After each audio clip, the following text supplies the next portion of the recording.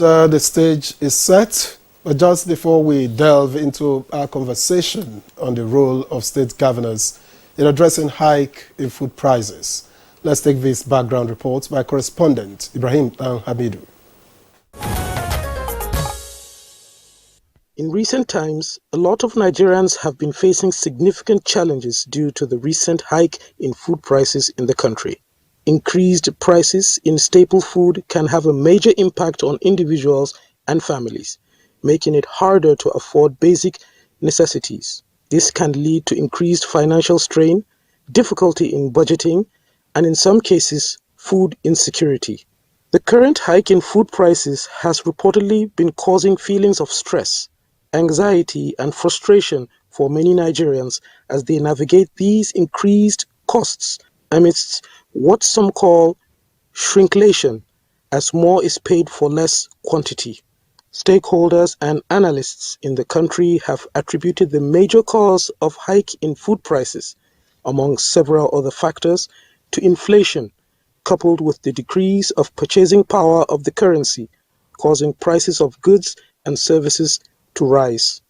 The latest report by the National Bureau of Statistics showed that Nigeria's inflation rose for the 12th straight month to a 20-year high of 28.92% from 28.20% in November, causing Nigerians to prioritize their spending as well as their lifestyles. The World Bank, in its report on Nigeria's development, however, projected that inflation will gradually decline in 2024 and beyond, reducing poverty, although only marginally and slowly. To cushion the effect, state governors in Nigeria play a crucial role in ensuring food security and managing the supply and distribution of essential food items within their respective states. One of the key strategies some analysts are proffering that state governors can employ is the revitalization and support of agricultural initiatives within their states. They also believe enhancing agricultural productivity through the provision of modern farming equipment, access to quality seeds, and training for farmers can help increase food production and reduce dependency on imported goods, consequently stabilizing prices. Guests on Good Morning Nigeria will discuss the role of state governors on hike in food prices. Thank you, Ibrahim Hamidu, for the background report. And we already have some of our guests in the studio seated to discuss the role of state governors in addressing hike in food prices. And joining us in the studio is Professor Abba Gambo, is the Agric Advisor to Nigeria Governors Forum. You're all welcome, Professor. Thank you very much. Good morning, Nigerians. Okay, thank you for coming.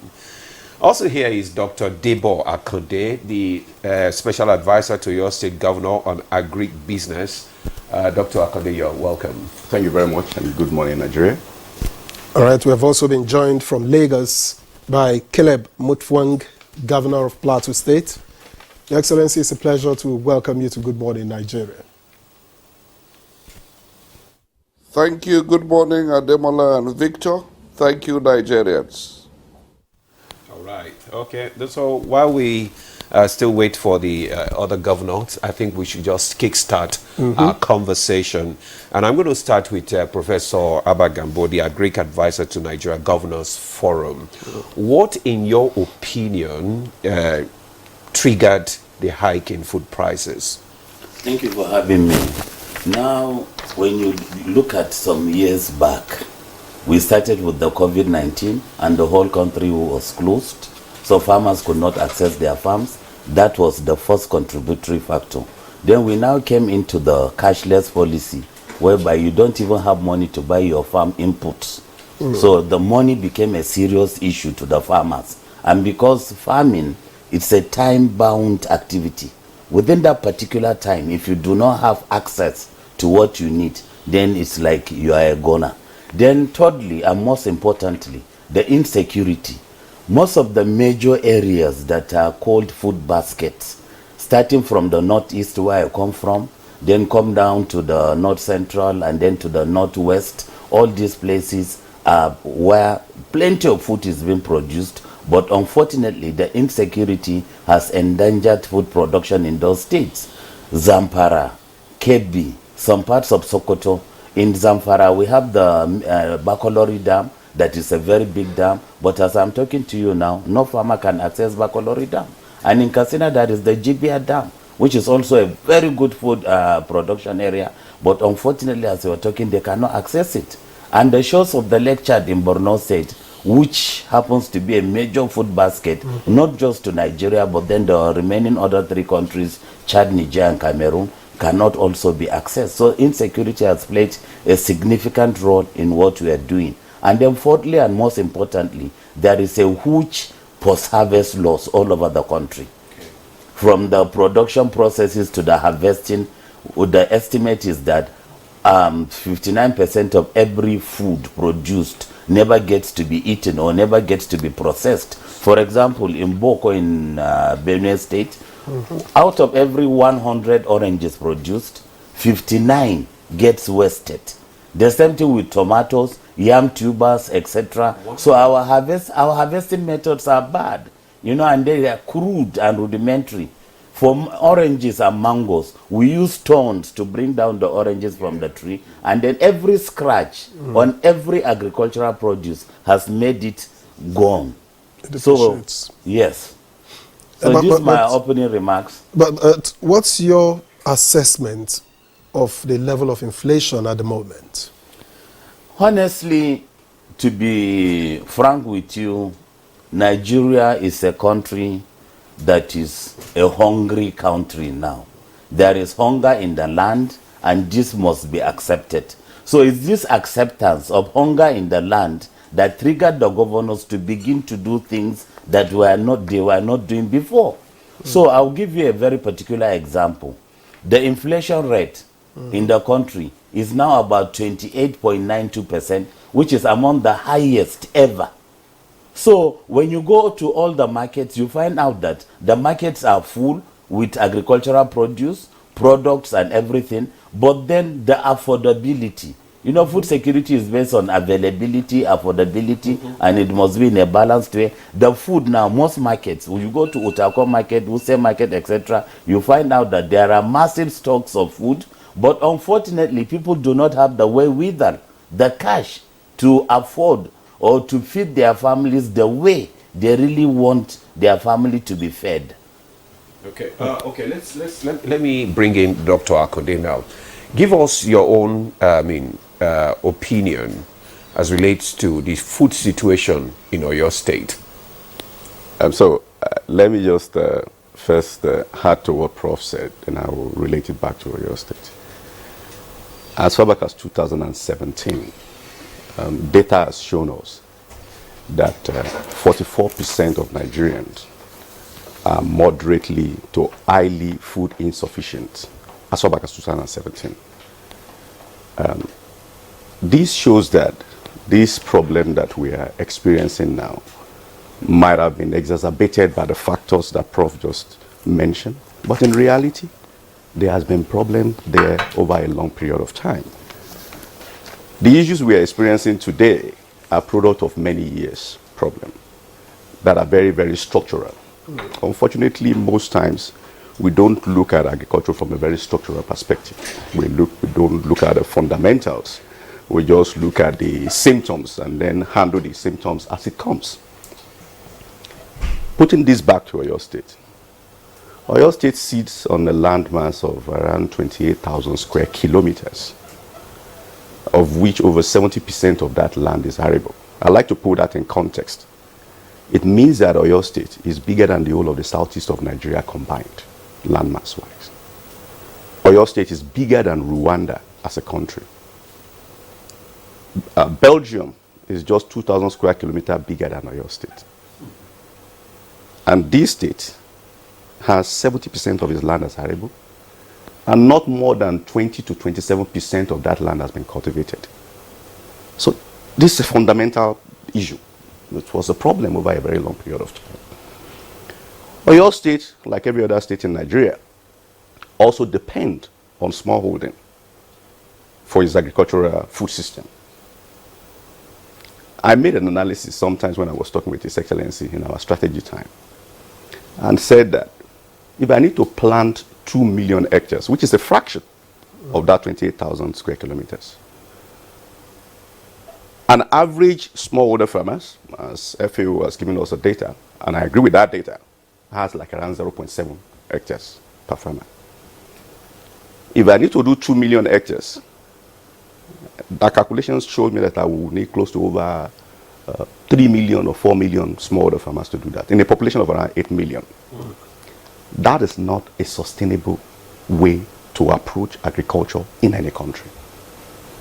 So for us, we understood all this problem as a state, and we are bringing on board a different approach to complement what is already existing. So you can't just be talking about smallholding, as important as smallholding is, and I'm not putting that down. That is very important. But my point is that the food system approach you are adopting 20, 15, 30 years ago can, when your population was around 50 million people or 60 million people or 70 million people, cannot be exactly the same thing that you will be adopting when your population has grown to 220 million. So we need to tweak things around a little bit, rejig it, and then look at all those fundamental problems. Beyond that, those actors in agriculture that we even refer to as smallholdings are getting older.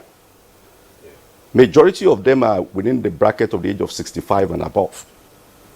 So you don't expect rocket science when those are the actors that are dominating your agricultural space. Agriculture has become technology, agriculture has become innovation. I went to a particular location on my side visit to Netherlands at the invitation of the Minister of Agriculture of Netherlands. And I was quite intrigued by what I saw. A screenhouse farm that they had there didn't have anybody sitting in the screenhouse farm for vegetables. All what they do was to have a drone that move around the screenhouse farm and send the report to a computer where the owner of the company sit down and diagnose issues of that screenhouse daily. And it is the result that came in the precision agriculture that are being used to now respond to the need of that particular tomato farm. That is what agriculture is becoming. And if that is what it is, we can't expect those old actors to continue to be the one that will be the major player. And I believe this is similar in most of the states in Nigeria. I wouldn't want to talk too much about many other states, but again, I can make a reference to Niger State that has, again, a lot of expanses of land as well. Probably similar or the same as Netherlands. It's the same issues everywhere. And the point is that we can't continue to follow the same old food system approach, the actors, and expect not to have the situation that we currently have now. All right. Thank you very much, Dr. Debo Akonde. Thank you very much for your opening comments. Let's now get to the Governor of Plateau State, who has joined us from Lagos. Your Excellency, we have allowed you to listen to the initial remarks of those in the studio so that it would also form part of your own initial comments. But let's begin by asking, what is the reading of the Nigerian Governors Forum of the current situation with regards to food and food inflation, food security, and what decisions have been taken by the NGF to address it? You may also want to delve into what you are doing as Governor of Plateau State specifically. Thank you, Demola and Azu. You rightly allowed the experts to speak first. I am a bottom line expert. And the reality of the moment is that Nigerians are hungry. We cannot run away from this. And like I concur with the previous speakers, what we are paying for is the price of the indolence of the past, the negligence of the past. We simply have not developed the agri sector. We over-relied on oil and simply refused to explore and exploit the opportunities in agriculture. You talked about inflation. There is no stable country in the world that does not control inflation on food. If you notice, most of the developed and stable countries, the rate of inflation on food is very minimal. Because the basic truth is that a hungry man will certainly become an angry man. But that being said, the solution cannot be found in one day. So we have developed both immediate, short-term, medium-term, and long-term strategies to deal with this situation. You asked about what is the decision of the Nigerian Governors Forum.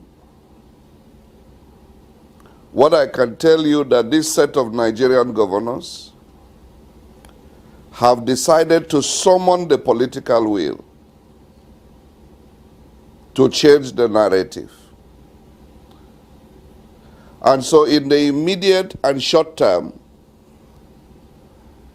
we are looking at all the palliatives we can mop up to satisfy the immediate hunger. But beyond that,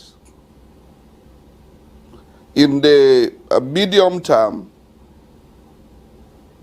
we have to devise the strategy for taking full advantage of the coming rainy season. Of course, we started doing some things in the dry season. Some were a bit late,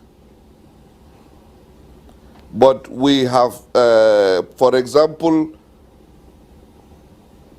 participated in the dry season farming of wheat on the plateau. The results are not what we wanted, but the lessons have been learned. And we are going to utilize those lessons going forward. But what we are planning for the coming rainy season is that we must subsidize agriculture from the processes to the inputs to the harvest and to the marketing. We must build the requisite infrastructure to make sure that we improve productivity in that sector. One thing that is very clear is that our production methods are archaic. So yield per acreage is very low.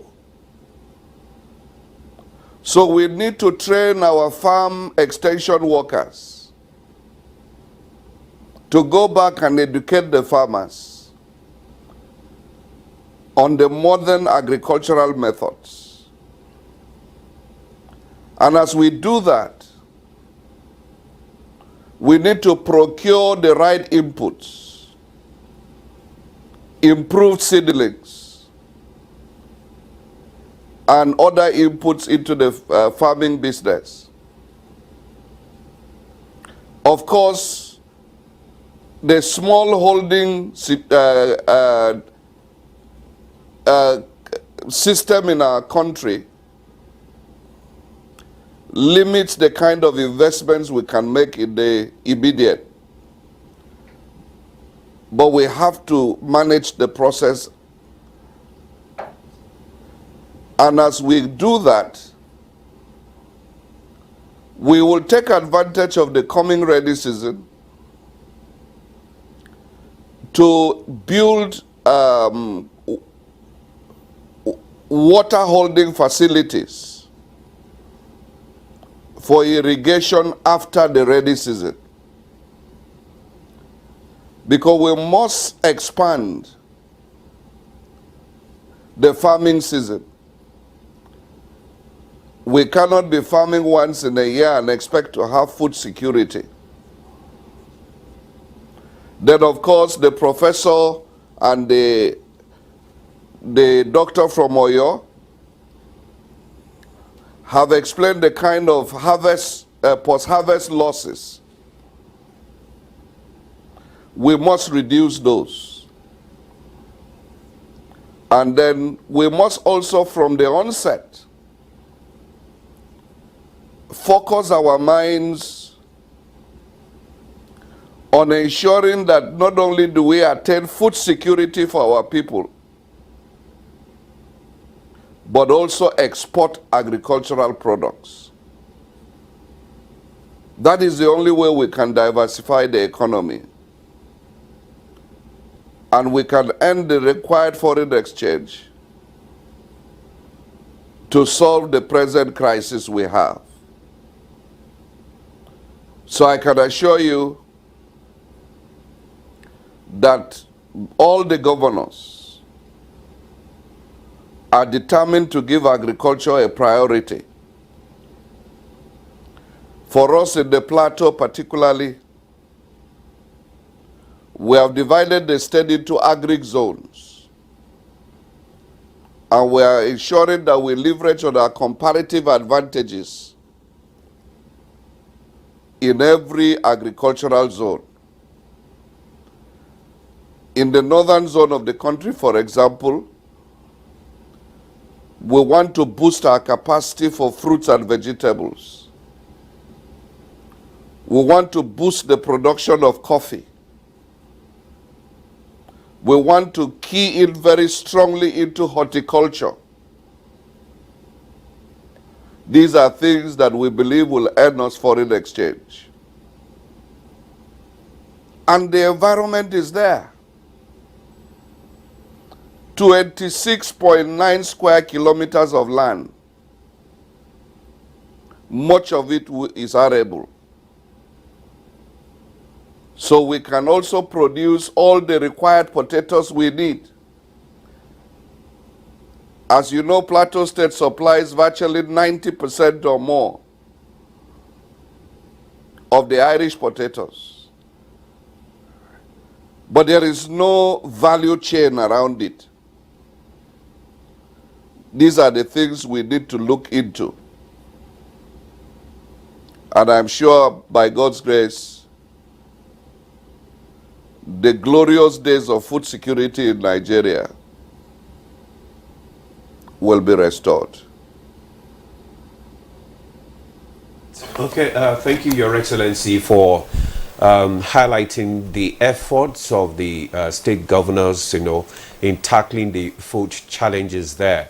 But I still want to stay with you and ask you this question, because the Prof raised the issue of security, which is one of the major, challenges that is facing, the food production in this country. How are the state governors, what are you doing about ensuring that the states are secured so that it will encourage the farmers to be able to do their farming? And secondly, I want to ask, you talked about the immediate measures which is the palliative that you are giving to the people, to the masses. And a lot of the people have expressed the fear that this palliative, most of the time, don't really get to the needy. So what measures have you put in place to ensure that these palliatives actually get to the people that need them? Thank you. The last question you asked, what measures are we putting in place, is certainly human beings would always be human beings. even if you put angels in charge, you will have challenges. But we are working on that on a daily basis and making sure that we get personally involved to reduce all the tendencies for greed that divert these products from the real beneficiaries. But information is key. When we get the right feedback from the people, we would act as and when due. Back to the issue of security. Of course, if you cannot go to the farm and return safely to your house, then the motivation for farming is gone. If you will go and farm and you are not sure of harvesting your crops, you would not want to take any risk. So the issue of insecurity is a big threat to agricultural investment.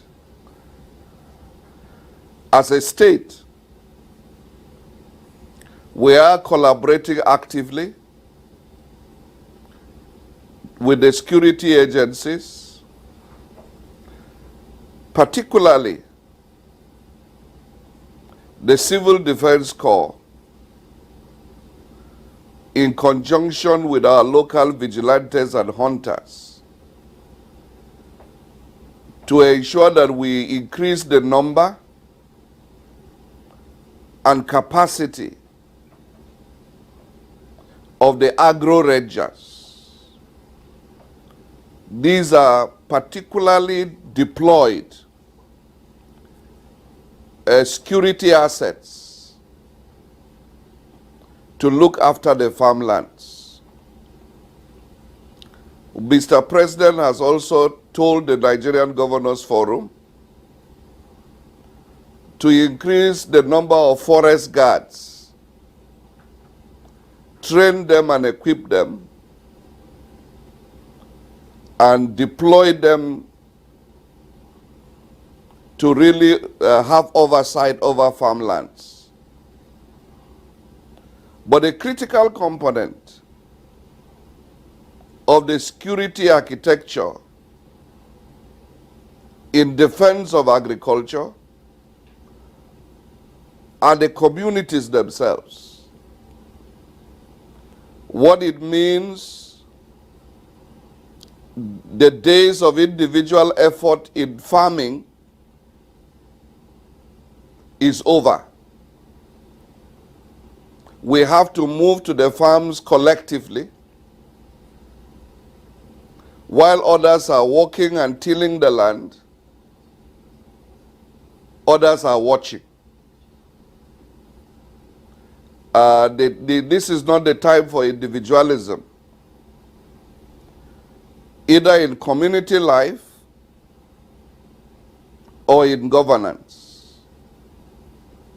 It is not the time to say every man to himself. It is a time to work collectively. That is why even among the states,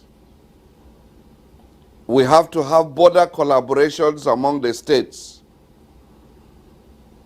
So I can assure you that among the governors, there is a lot of interstate collaboration going on so that we can be able to stave off the elements that disrupt the agricultural season. And long term, we must plan and educate our people that there is a lot of advantage with sedentary life rather than the the mobile nature of living that doesn't really benefit anyone. So these are some of the strategies we are putting in place as we approach the rainy season. So, Your Excellency, Caleb Mutfwang, Governor of Plateau State, we thank you for those opening remarks. Let's get back here now in the studio and ask Professor Abba Gambo, having listened to His Excellency, I wanted to ask what you think the governors should be doing, but seeing that you are their advisor, I have decided to ask you, what is the advice that you are giving them? And are they taking it? Are you seeing the results of the advice you are giving? All right, thank you very much. Now, let me just make a clear, give the clear information. You know, the Nigerian Governors Forum is the association of the 36 state governors. That's the Governors Forum. Then for us, we are the Nigerian Governors Forum Secretariat with the hierarchy of our Director General, Barrister Okaro. Then we have 2 executive directors, Alaji Jibia in finance and admin, and then Dr. Shitu in research and strategy. Now, there are also heads. I head the agri-dex, somebody is in education, somebody is in health. So the secretariat is the policy hub. Yes, we do the agenda for their monthly meetings, and then we tell them what to do at certain points. And I'm so happy to tell you that, honestly, agriculture has been brought to the front burner in the last few months, as now most of the governors are talking about agriculture. His Excellency gave a good answer of what the mindset of the governors. And all of us can remember when the chairman of the Nigerian Governors Forum, His Excellency the Governor of Kwara State, Governor Abdulrazak, took some governors and then they met the Minister of Agriculture and Food Security. So that gave the impetus that agriculture is no longer as before, is now a business. Not a kind of rudimentary or traditional thing or hereditary thing. It's a kind of business. You go to the bank, you access loan, you do your production, you get profit, and then you pay back your loan. That's how agriculture is viewed all over the world, and that's the new mindset that we have given Nigerians. It's not a kind of rudimentary or traditional thing. Then secondly, among the advices we're giving, we're asking the governors to look at the comparative advantages that they have in their own states. His Excellency, the Governor of Plateau, talked about Irish potatoes. That's one advantage Plateau has. Yes. Then we are also asking other governors. In Yobe, the governor decided that in all the 17 local government areas, instead of doing one season, we also advise them to do 2 seasons. So the dry season thing is now like a chain reaction, and most of the governors are taking it. Recently in Yobe, Governor Maimala Buni gave inputs that they want to produce wheat, rice, and vegetables in all the 17 local government areas. And similarly, by the time you go to state like Akwa Ibom, the governor thought about what to do, and he said his people take cassava, gari, on daily basis. So he said his major aim is now going to be massive production of cassava. And then by the time you go to KB is a rice zone. So the governor has launched a program called Kadeda, and then it's based after him, Kaura Agricultural Development Association.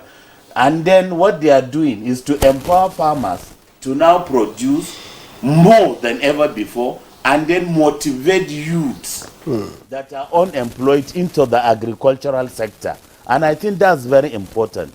Every year, all the universities, we churn out plenty of graduates, but there is no work anywhere. So if you can make the agricultural system more flexible, more interesting, and then less hazardous, I'm sure most of the youths will key in, because that's the way to go. And then finally, before I stop, I want to tell you that other state governors are also doing extremely well as far as agriculture is concerned, definitely. Now, you saw the palliatives. The governor of Niger State just got an award from the leadership newspapers as best governor of the year because of what he's doing in the agricultural sector. And then the governor of Zamfara, which is one of the most affected states by insecurity, he launched the Agro Rangers. And what he did was to bring youths into the system And then he said he's the commander-in-chief. So the agro rangers are being trained and they are manning farmers. In Borno State, Governor Zulum provided security and vehicle so that in the morning, the vehicle will carry the farmers to their farms while the security people are watching over them, and then they do their agricultural productivity. Around 4 is closed, they enter the bus and the security take them back home. So we want a kind of proactive system. Like he said, it's no longer traditional, it's no longer the rudimentary system. We have to ask them to bring in more innovations into the agricultural subsector, because Nigeria cannot afford to be importing food at this stage. Definitely is going to be highly disastrous. Highly disastrous. Thank you very much, Professor Gambo, for reeling out some of the efforts and your efforts and discussions with the state governors. Let me bring in Dr. Akode. Oyo State, like you said, has a very large, mass land for arable. And one of the states that we have witnessed protest is Oyo State. And gladly, the governor was able to contain the protest without any casualty. Now, what is the state government doing? Because in your, when you spoke earlier, you said more than 65% or more than 70% of the people engaged in agriculture in your state are above 65 years old. How attractive are you making agriculture, interesting to the youth? What are you doing to bring the youth into agriculture? Thank you very much. Thank you. For me, it looks as if the governor of the state has emphasized that this problem is going to be like this 3-4 years ago, when we drafted the strategy for agribusiness for the state. And we have a strategy that we are working with. I can share that with you at a point in time. And that strategy speaks to the problem that is existing today. Of course, you need to tweak it here and there. And one of our major area of focus, like I said earlier, was to look at diverse actors. Remember that I mentioned that. And from that angle, we were able to train over 3,300 youths across the whole of the local governments in the state. And a good number of them are already practitioners, in agriculture within the state now. Just a few months ago, through responding to the issue of that existed through removal of subsidy, the state government established what it referred to as SAFER. It's a sustainable approach into ensuring the economic recovery. And one of the things that was done was to allocate financial resources for these young people. Over 1,500 of them will be getting a soft loan, to improve on their current work that they are doing in agriculture. So the 3,300 of them were profiled, and the 1,500 of them has been selected to benefit from this loan. So we've seen their business, we've geomapped their farms, we know what they are doing, we know what they are producing annually, and this we've seen that is going to boost their activity. But beyond that, I think it's also very important to mention that that the issue that we are facing currently needs to be looked at, as the Excellency has said, from short term, mid term, and long term.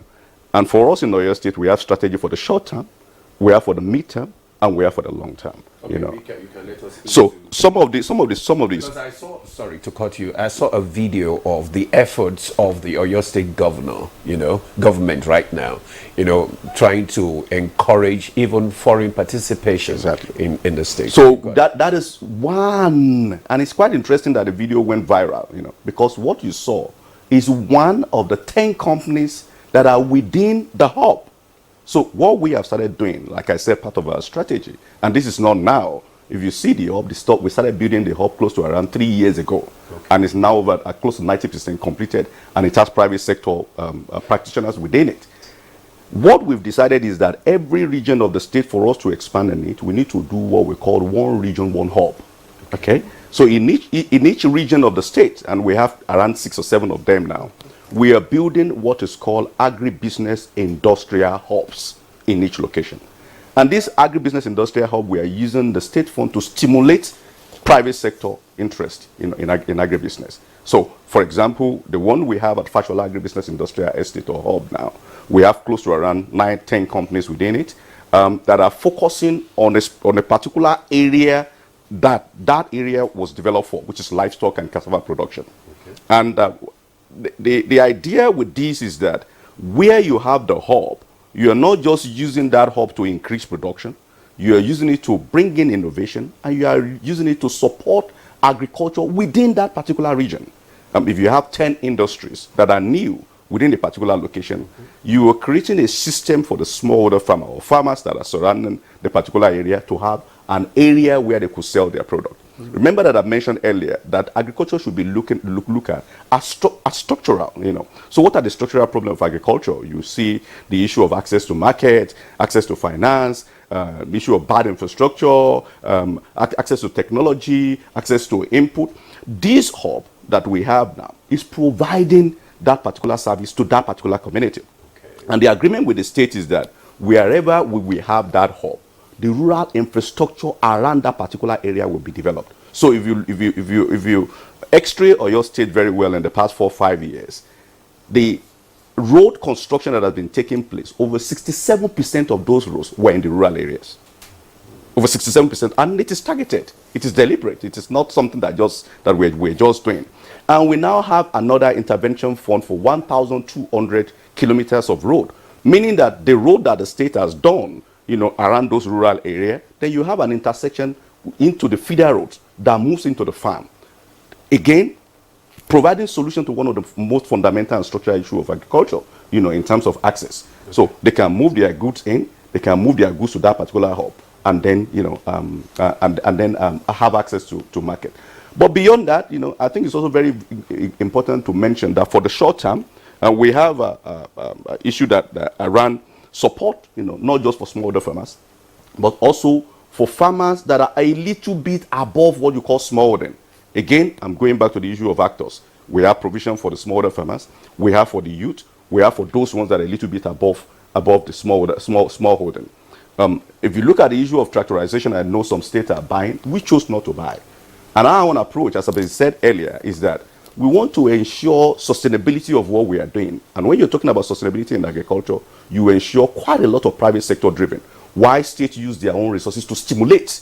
You stimulate the system and allow the private sector. Your job as a public sector is to ensure that you put in the right kind of an environment, put the policy in place, stimulate the private sector, and see what is going to happen. So we are subsidizing tractorization in different regions. So if you are a key actor that have a tractor in a region and you are providing services, maybe you have like around 20 or 30 tractors, and you are providing services in that region for us, for our smallholder farmers, what we do is that we subsidize what you are doing for those smallholder farmers. That defraid us from using our resources in the area where we don't need to use our resources. Okay. We focus the resources in fundamentals that those smallholder farmers require. While we're doing that. So you are encouraging, private investors to bring like equipment, farming equipment, to assist the government. Oh yes. So for every regions of the state now, we have designated private sector driven tractor company that are providing services. Just last week, the governor of the state has a stakeholders meeting, and this is very essential. And I think this should be done in almost all the states.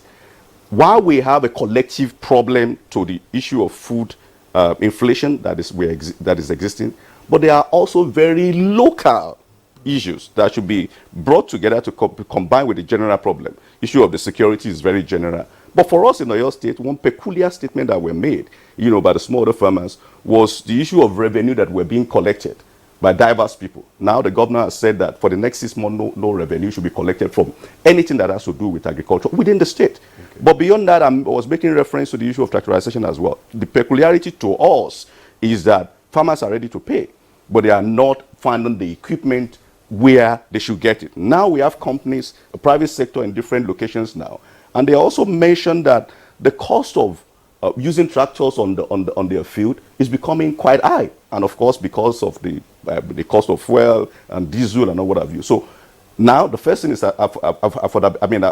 accessibility to that particular equipment and the affordability as well. With what we have done now, we have overcome the problem of accessibility and also affordability. You know, so those kind of approach, you know, to me, are making impact, and they are creating the required impetus that is required within the state. In addition to that, I think for us, we've also agreed that there is nothing, and this is at a long term, and I believe that almost all His Excellencies, the governors, have that same thinking.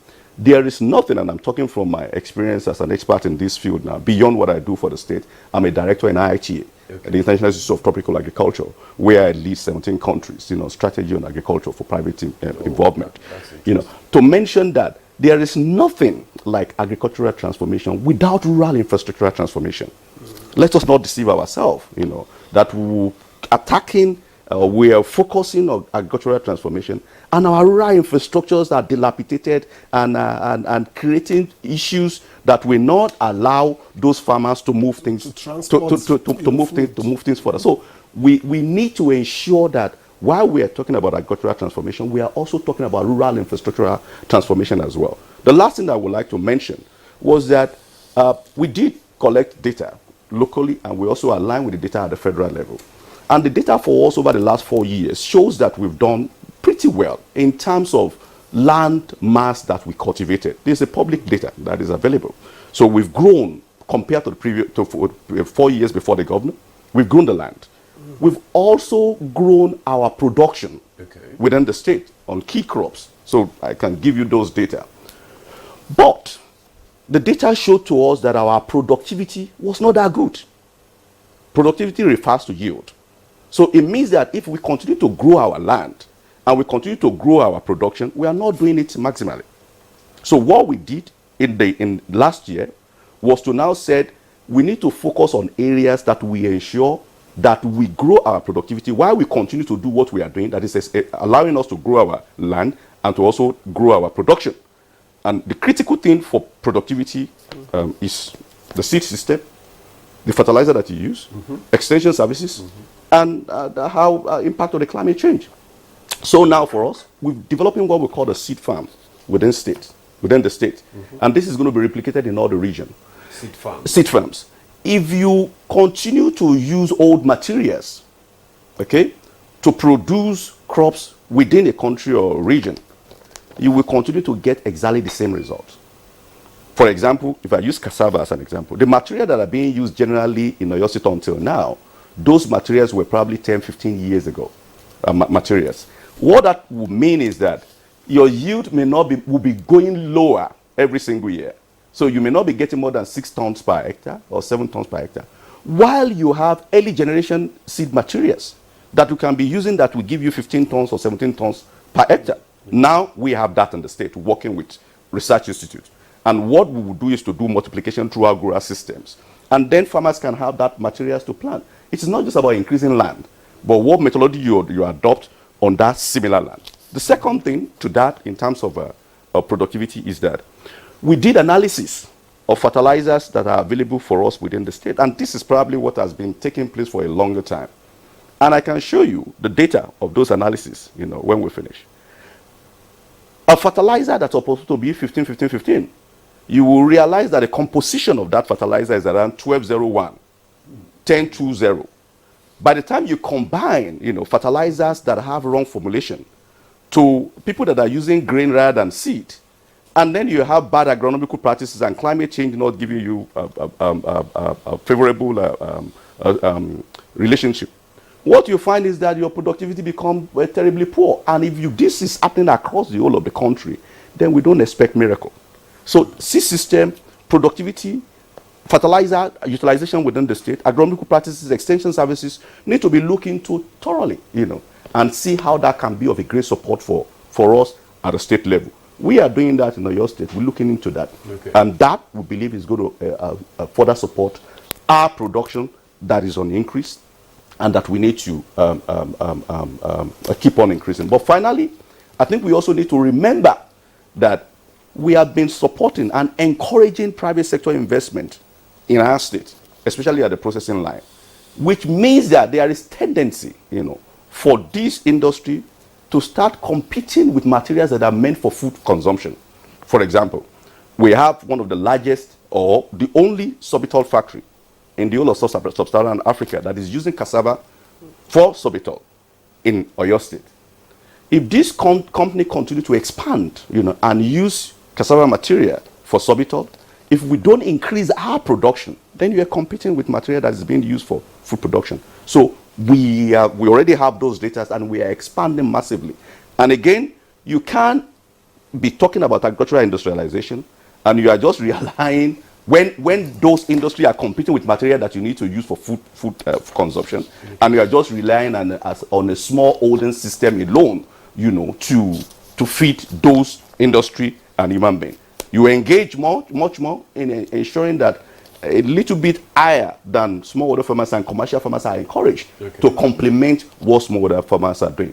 That is some of the things that you are seeing in those particular hubs. In last year alone, one particular company, just a company in the hub, cultivated 220 hectares of maize. You saw it in that video.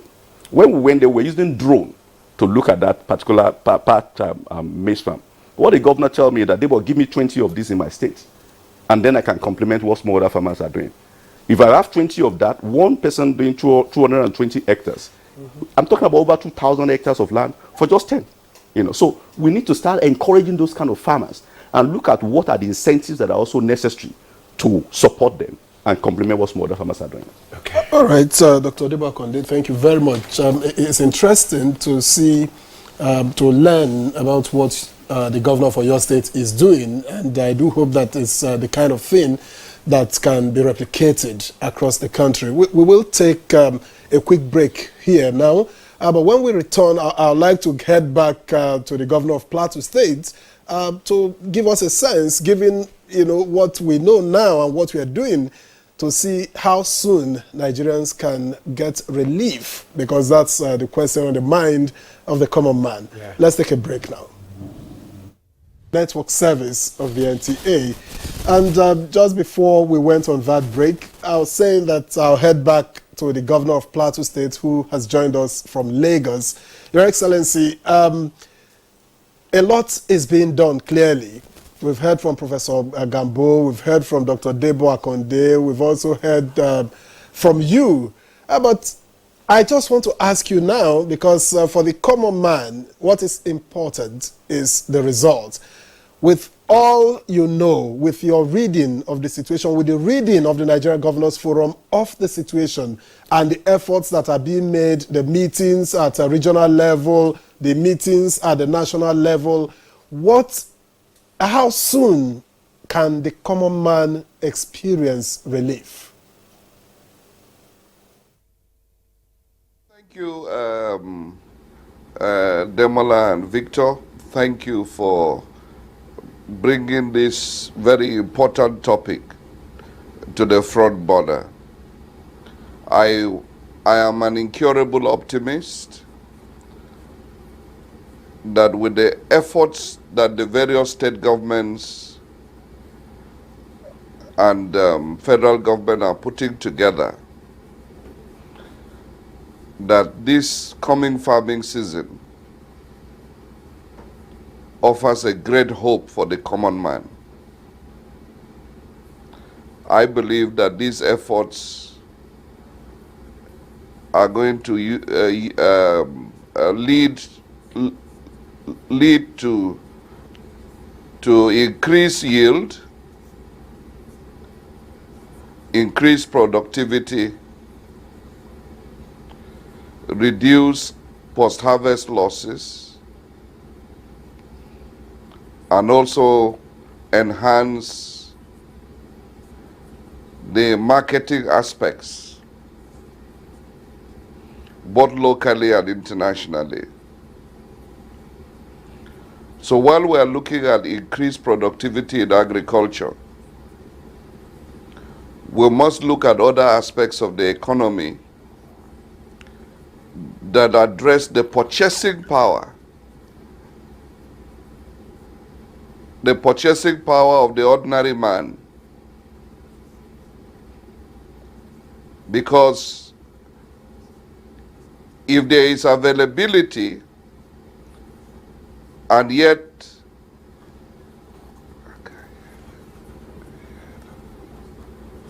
I hope I have not lost you. You've not lost me. Ahead. I hope I Go have not ahead. Go disconnected from the ahead. studio. Continue. You can't hear the studio anymore. Continue. We can hear you. We can Continue, hear you, Your continue. Excellency. Are we still good? Yes, please. Just go ahead. We are listening to you. Okay, yeah.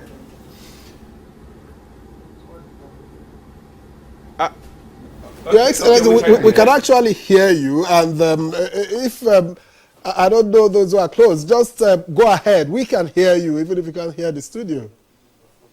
All right. Okay, let's come back to the studio while we get the His Excellency back on track. Now let's come to Professor Gambo now. Earlier on, you talked about these post-harvest challenges. What advice did you give to the governors, in order to be able to tackle these post-harvest challenges? Because if it will amount to a waste of effort if these challenges is not tackled. Thank you very much. Some years back, the Nigerian Governors Forum undertook a peer review of all the 36 states. And then in all the 36 states, I was handling agriculture, my other colleagues were in works, education, whatever. But then the truth is that at that time, we never saw a single functional governmental agro-processing plant in any of the 36 states at that time. So that makes it very difficult. Agro-processing plants are very simple things. It's something that you can do within the studio, just one room. You understand? Turn the tomato into paste, turn the onions into flakes, turn the yam into chips. All these things can be done, but then there has to be the wherewithal and the motivation. Then, secondly, we have very low capacity at the subsistence level of agriculture. Very low capacity. So, constant capacity building, you understand, and then introduction of more innovations, and then introduction of more technology into the agricultural landscape will actually boost all this. But then let us be clear. There is no any crop in the world that you grow today and you harvest tomorrow. None. So, still talking about the short term, the Nigerian Meteorological Agency just 2 weeks ago gave the forecast for 2024. And the forecast that in most of the northern states, the rains are going to start late. One. And then when the rain starts, the duration of the rain is also going to be lower than that of 2023. So the moment we got that report, and then we told the governors, most especially those at the northern frontline states, that you have to be more proactive now. You are now going to experience late rain, so the farmers should be encouraged not to plant early, or else they will lose their seeds. And then secondly, because the duration of the rain is going to be shorter than last year, we said you should now look out for early maturing crop varieties and also drought-resistant crop varieties. We have research institutes that are doing all that.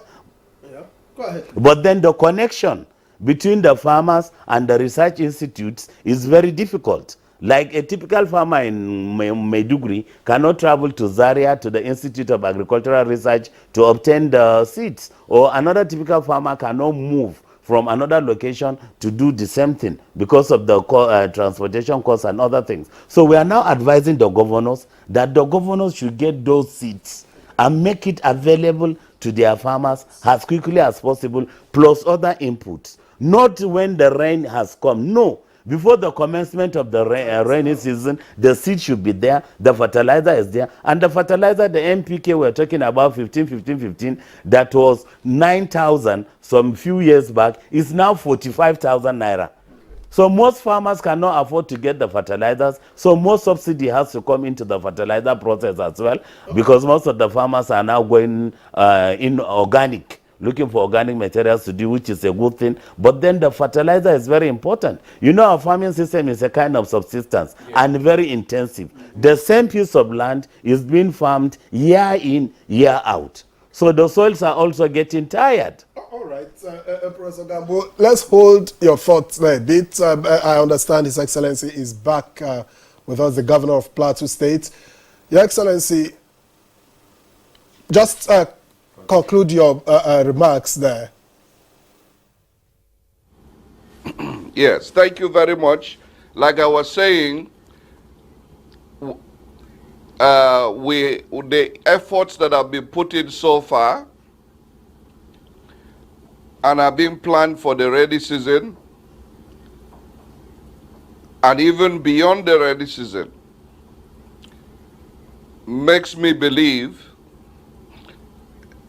that there is light at the end of the tunnel for the ordinary man. But what it means also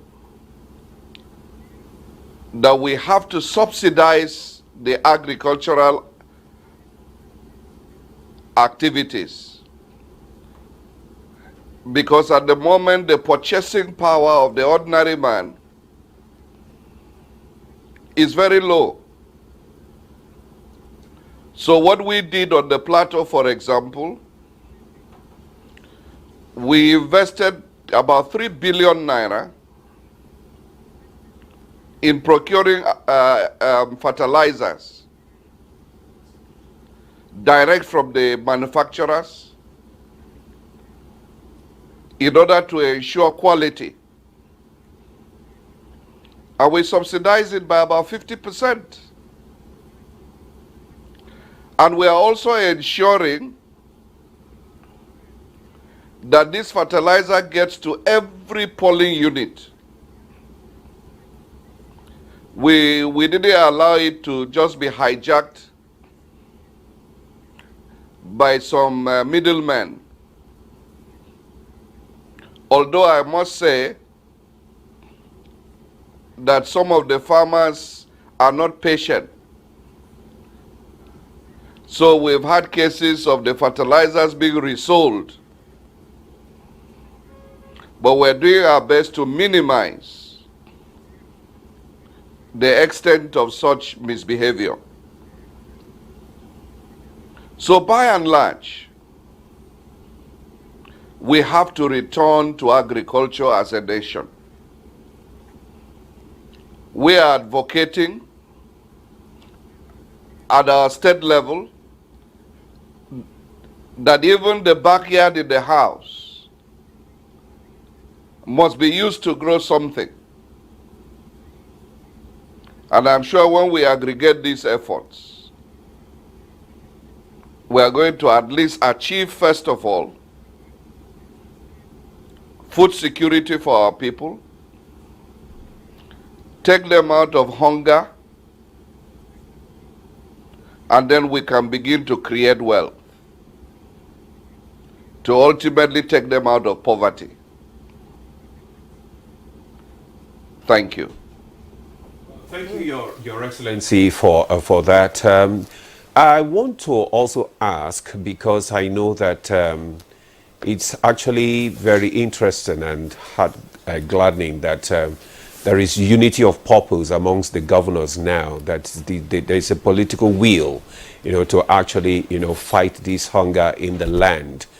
But let's look at your budget for agriculture, because most of the time the budget, what is allocated to agriculture is actually nothing to write home about that can really help, in boosting agriculture in the country. Are you thinking of injecting emergency fund, to be able to sustain your efforts? Yeah, certainly you, at this point in time, you cannot just be tied to some budget specifics. But what we are doing is at least to be able to inject a quarter of our budget into agriculture. But more importantly, we are creating the enabling environment for the private sector to also come in. Because it cannot, ultimately it cannot be public sector driven. So we have to bring the private sector aggressively. So we in some of the potential export crops, like coffee, it's largely a private sector driven thing. We are looking, of course, how to also get the private sector to develop the horticulture sector. Ultimately also, we want to grow the value chain around the private sector. So private capital is key in boosting our agricultural productivity. But from the public treasury, we will do all that is necessary to achieve minimum results that we have set for ourselves. Thank you. Okay, let's now get back to the studio. I'm not sure if Professor Gambo had concluded his remarks at the time. You were talking about NIMET and what needed to be done to take advantage of the information provided by NIMET. Then the truth of the matter is, agriculturally, whatever you put in the soil is no longer seed, is food. So, but then the farmers, because it's supposed to be an annual thing whereby you get your quality hybrid seeds at the beginning of every rainy season, that's the responsibility of the government. But because there is not that conjunction there, you find out the farmers, while moving through their farms, they look at a bigger crop of maize or a longer head of millet, and then they harvest that one and they store it to use it as seed for the next rainy season. But then that is not seed, that is food, because it has already entered the soil. So it's supposed to be a fresh annual cycle of hybrid seeds. And like I'm saying, we want to implore the state governors, we want to beg them to make sure that hybrid seeds are available before the commencement of the rainy season. And secondly, and most importantly, the NIMET forecast is a very important tool for agricultural development in Nigeria. If they say there's going to be shorter amount of rainfall, then we must all brace up.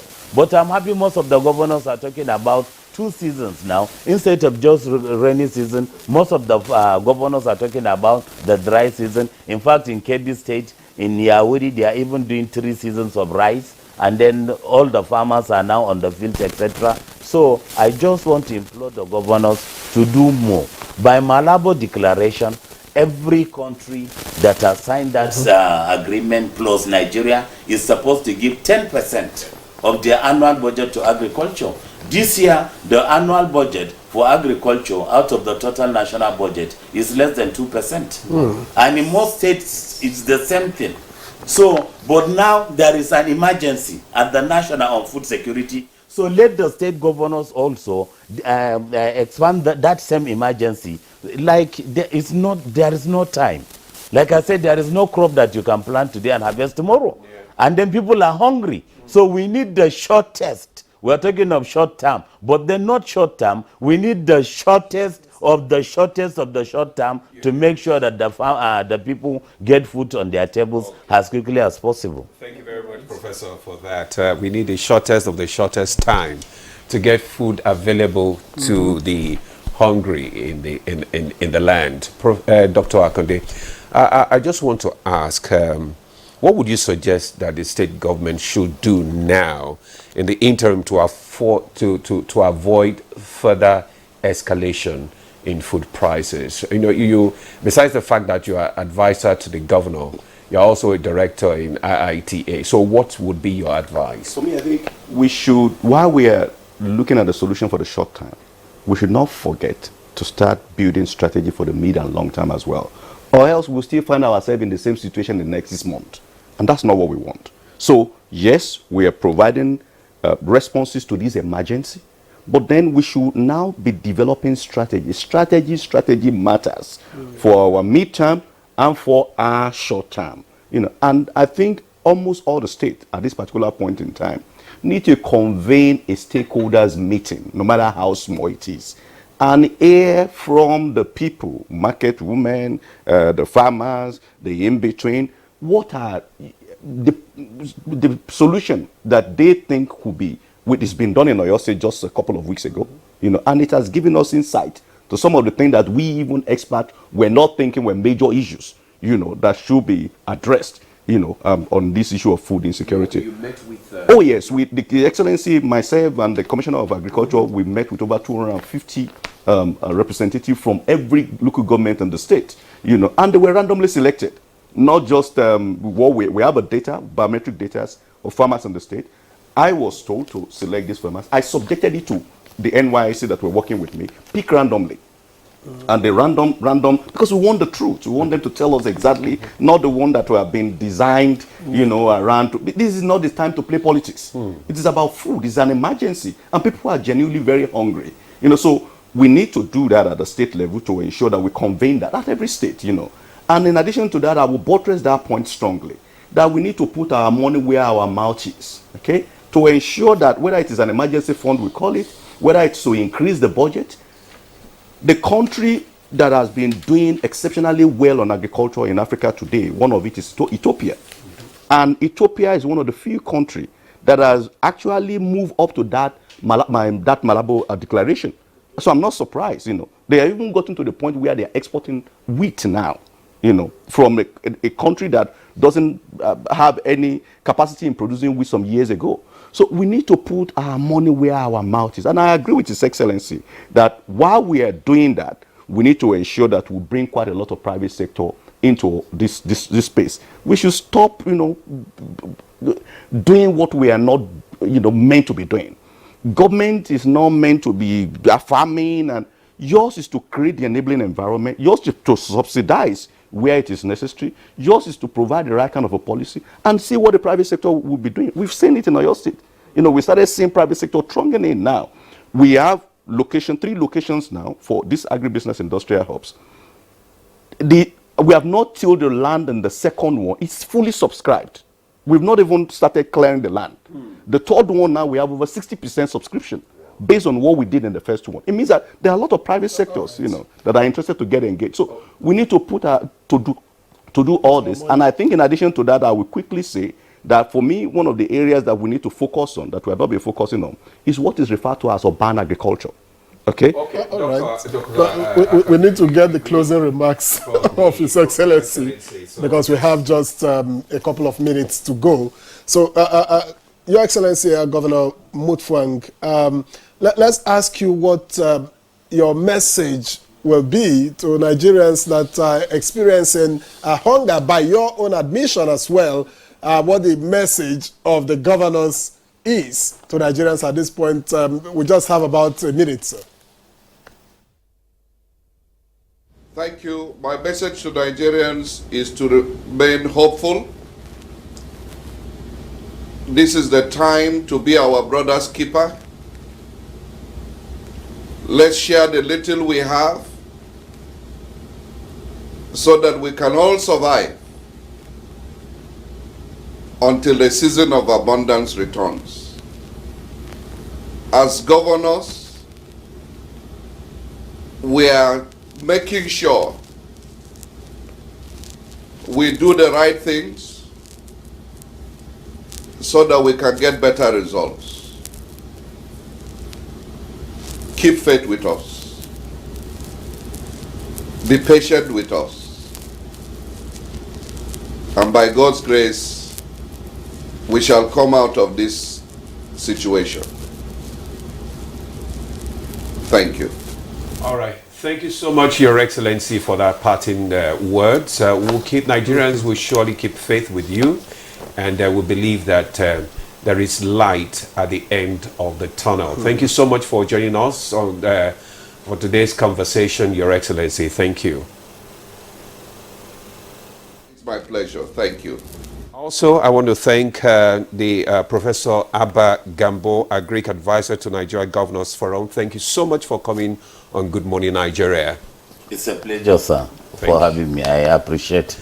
Dr. Debo, Akande, thank you so much. Special advisor to the governor of Oyo State on agriculture. Thank you so much for coming. Thank you so much for having me. All right.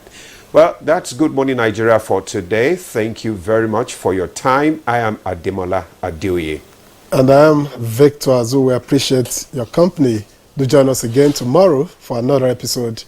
For now, have a great day.